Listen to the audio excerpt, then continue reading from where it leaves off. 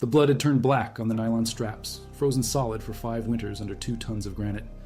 Garrett Holloway's backpack emerged from the rockfall like a time capsule, its contents perfectly preserved at 4,200 meters on the Matterhorns.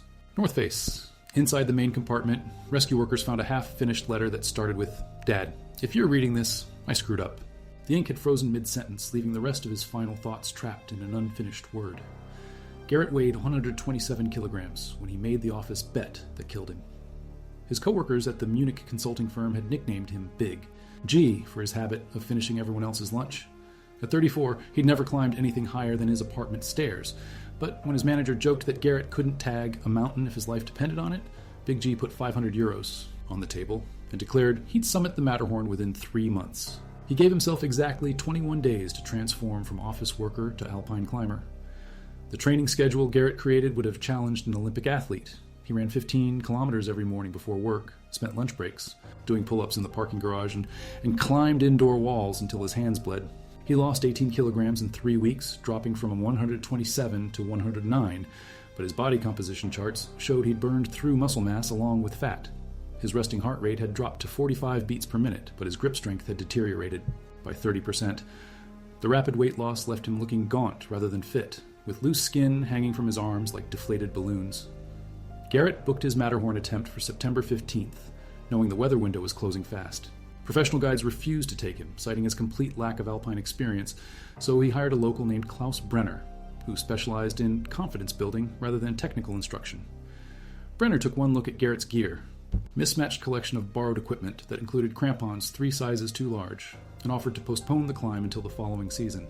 Garrett doubled his payment and insisted they start immediately. The night before his attempt, Garrett called his father in Detroit and described his training regimen with the enthusiasm of someone who'd discovered a new religion. Heinrich Holloway listened to his son explain how he'd cracked the code of mountaineering through pure determination and systematic preparation. Heinrich had immigrated from Bavaria in 1967 and recognized the dangerous combination of German stubbornness and American optimism that had driven his son to this moment. He begged Garrett to hire a proper guide, but Big G insisted he'd already done the math on the route. Garrett and Brenner reached the Hernlegrat base camp at 3260 meters just after midnight on September 16th. The weather forecast called for clear skies until noon, then building clouds with possible snow showers by evening. Standard protocol dictated a 3 a.m. departure to reach the summit by 10 a.m. and return to safety before weather moved in. Garrett spent 2 hours adjusting his gear, eating energy bars and taking photographs of himself with the mountain looming behind him. They didn't start climbing until 4:30 a.m., 90 minutes behind schedule. The Hernley Ridge rises 1,165 vertical meters over a horizontal distance of roughly 3,000 meters, creating an average grade that looks manageable on paper but becomes murderous when combined with altitude and exposure. The route follows a knife edge of granite broken by short vertical sections that require actual rock climbing skills. Garrett had practiced these moves on indoor walls at sea level, but at 3,800 meters, his body began shutting down systems to preserve oxygen for vital organs. By 8 a.m., Garrett was moving at half the speed of a typical climber, stopping every 20 steps to catch his breath. Brenner suggested they turn around when they reached the Solvay hut at 403 meters, pointing out that they were already 4 hours behind schedule and clouds were building on the Italian side. Garrett refused, pulling out his phone to show Brenner the office group chat where his coworkers were following his GPS beacon in real time. 23 people were watching his progress, and several had placed additional bets on whether he'd actually reach the summit. The final 170 meters of the Hernley Ridge require climbers to navigate a series of rock steps that local guides call the ladder to heaven. Each step involves pulling yourself up granite blocks, using fixed ropes while wearing mountaineering boots with metal spikes. Garrett's oversized crampons caught on every rope, forcing him to stop and untangle his feet while hanging from handholds. His breathing became so labored that Brenner could hear him gasping from 30 meters away. Despite this, Garrett's GPS beacon showed steady upward progress toward the 478-meter summit. At 11:47 a.m., Garrett's phone transmitted its final GPS coordinate from just below the summit cross. The signal placed him at 4,465 meters, 13 vertical meters, from completing his bet. Weather conditions had deteriorated rapidly, with visibility dropping to less than 50 meters and snow beginning to fall. Brenner later told investigators that Garrett had insisted on reaching the actual summit cross for a photograph, despite the approaching storm. The guide waited at the final belay station for 20 minutes before climbing up to find Garrett missing. The search began immediately, but was hampered by weather that trapped rescue teams below 4,000 meters for the next 3 days, when conditions Cleared, searchers found Garrett's trekking pole basket wedged in a crack near the summit ridge, along with scrape marks in the snow that suggested a fall toward the north face. The Matterhorn's north face drops 1,200 meters of near-vertical rock and ice into the Matterhorn Glacier, a terrain so dangerous that rescue attempts are considered suicide missions even in perfect weather. Zermatt rescue teams spent 8 days combing the glacier below the north face using probes, thermal imaging, and trained avalanche dogs. They found nothing.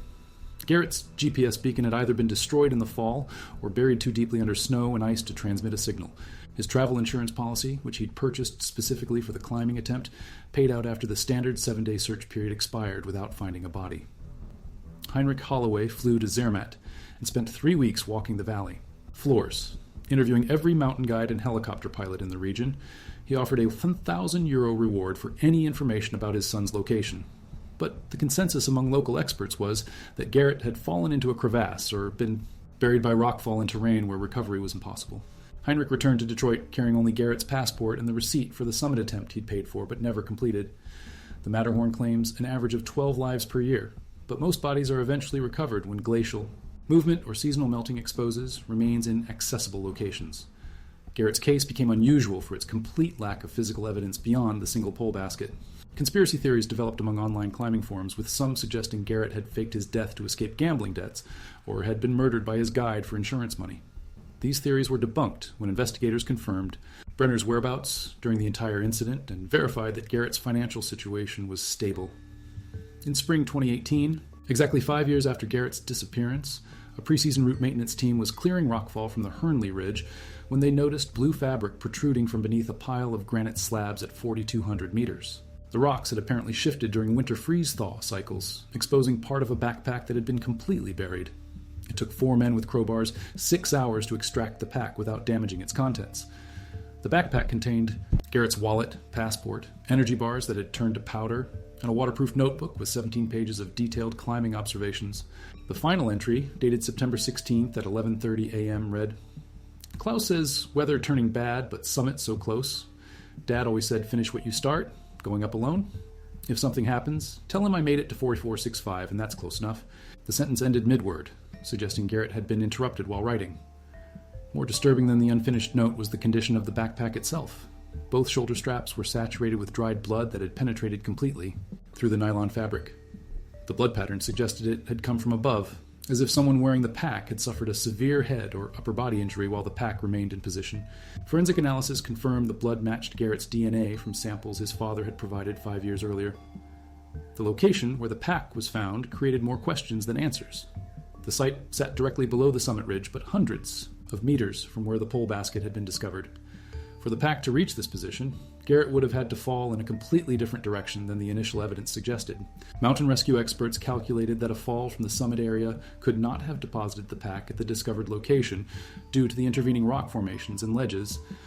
Heinrich returned to Zermatt in June 2018 to examine his son's recovered belongings. The bloodstained backpack sat in the Zermatt police evidence room along with the 17-page notebook and Garrett's personal effects. Heinrich spent 4 hours reading his son's climbing notes, which revealed an obsessive attention to detail combined with a complete misunderstanding of alpine safety protocols. Garrett had recorded wind speeds, temperature changes, and rock conditions with scientific precision, but had also written that he considered his oversized crampons an advantage because they provided extra grip. The notebook's final pages contained increasingly erratic handwriting as altitude and exhaustion affected Garrett's motor control. His last coherent observation noted that Klaus Brenner had lost his nerve and was trying to sabotage the summit attempt with fear tactics. Garrett wrote that he decided to complete the climb solo rather than let Klaus steal my thunder with his negativity. The final legible sentence read, "Dad will understand why I had to do this alone." 7 years passed without additional discoveries. Garrett's case file in Zermatt Police Headquarters contained just 14 pages of documentation, including witness statements from Brenner, weather reports from the day of the incident, and photographs of the recovered items. His father had stopped calling for updates after the 3rd anniversary, accepting that some questions would never be answered. The climbing community in Munich had moved on to other tragedies, and Garrett's office bet became just another cautionary tale about amateur mountaineers attempting technical climbs. In August 2025, a heat wave across Europe caused unprecedented melting in alpine regions. Glaciers that had remained stable for decades began retreating rapidly, exposing rock formations that hadn't seen sunlight in over a century. The Matterhorn Glacier, which forms at the base of the mountain's north face, receded by 47 meters in just 3 weeks. On August 23rd, 2 Italian alpinists approaching the base of a new climbing route spotted something unusual protruding from the ice near the glacier's terminus. A pair of mountaineering boots sat upright in the melting ice, laces still tied in perfect bows. The leather showed minimal damage despite 12 years of glacial burial, and the crampons attached to the soles were the oversized model that had caused Garrett so much trouble during his final climb. Inside the right boot, searchers found a woolsock with G. Holloway written in permanent marker on the heel. Tucked inside the left boots liner was a train ticket from Zermatt to Chamonix, dated September 17, 2013, the day after Garrett's disappearance. The train ticket created a timeline that made no sense. Garrett had vanished on September 16th during his summit attempt, but the ticket in his boot was dated for travel the following day. The ticket had been purchased online at 11:52 p.m. on September 16th, just minutes after Garrett's GPS signal disappeared from the summit area. Either someone had used Garrett's phone to buy the ticket after he fell, or Garrett had somehow survived the initial incident and made plans to leave Switzerland before dying in a second accident. Computer forensics experts examined the ticket purchase and discovered it had been made using Garrett's credit card through a mobile payment app on his phone. The transaction occurred at coordinates that placed the phone at 3847 meters on the Matterhorn's Italian side, suggesting Garrett had not fallen toward the glacier, but had instead descended partway down the opposite face of the mountain. The purchase timestamp indicated he was still alive and conscious more than 12 hours after Klaus Brenner had reported him missing. The boots contained no human remains, but forensic examination revealed traces of blood on the inner soles that matched the DNA from the backpack found 7 years earlier. The blood patterns suggested severe trauma to both feet, consistent with injuries that might occur during an uncontrolled fall on granite. More puzzling was the discovery of ice crystals inside the boots that contained pollen from plants that only grow below 2,000 meters in the Rhone Valley, indicating the boots had been at low altitude before becoming trapped in high-altitude ice. Heinrich. Holloway received the phone call about the boots on his 79th birthday. The Swiss police officer who contacted him spoke careful English and explained that new evidence had emerged in his son's case. Heinrich listened to the details about the train ticket and the pollen traces, then asked the officer to repeat the timeline twice to make sure he understood correctly. When the call ended, Heinrich sat in his Detroit living room staring at the Matterhorn photograph that Garrett had mailed to him the week before the climb, trying to piece together 12 years of questions that had suddenly become more complicated. The final mystery deepened when investigators examined the train ticket more carefully. The destination, Chamonix, France, made sense as an escape route for someone trying to leave Switzerland quickly without going through major border checkpoints. But the ticket was for first-class service on a route that would have cost 847 euros, nearly double what Garrett had spent on his entire climbing expedition. For someone who had borrowed gear and hired the cheapest guide available, the expensive train ticket suggested either panic or complete change in financial circumstances. Computer analysis of Garrett's phone records from September 16th revealed that the device had remained active for 14 hours after Klaus Brenner reported him missing. Between midnight and 6 a.m. on September 17th, the phone had attempted to connect to cell towers in 3 different countries, suggesting movement along the Swiss-Italian border. The final data transmission occurred at 5:47 a.m. from a location near the village of Cervinia on the Italian side of the Matterhorn, just 6 kilometers from where the first-class train ticket would have taken Garrett. What happened to Garrett Holloway during those missing 14 hours remains unknown. The evidence suggests he survived his initial summit attempt, descended the Italian side of the mountain in darkness, and made it far enough down to purchase an escape route before dying somewhere near the glacier. But the timeline leaves countless questions unanswered. Why didn't he contact rescue teams or his father? How did his boots end up buried in ice while his backpack was found kilometers away on the Swiss side?